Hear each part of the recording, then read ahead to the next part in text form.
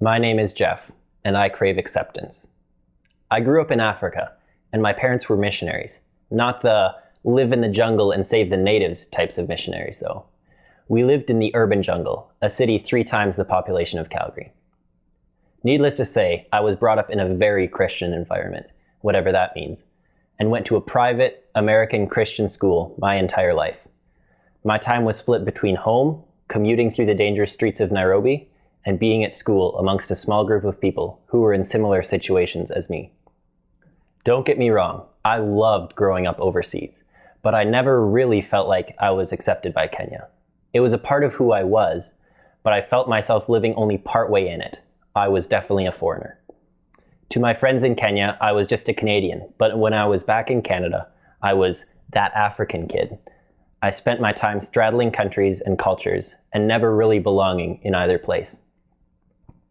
Coming back to Canada to go to university was a sort of turning point in my life. I was facing another transition where I would probably not be immediately accepted by a new culture, the culture of the university student. Having grown up in a very conservative environment, the university lifestyle was intimidating. From a high school of 200, where everyone knew each other and each other's parents, to a university of tens of thousands of students, where the lifestyle was very different than the ones I had experienced and seen growing up, surrounded by missionaries.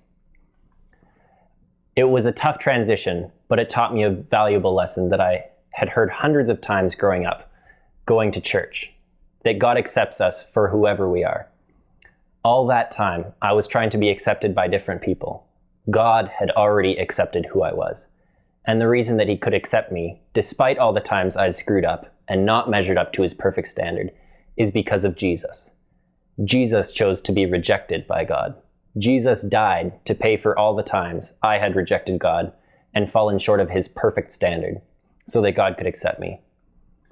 Even though this idea was not foreign to me, I hadn't really experienced the fulfillment that should accompany it.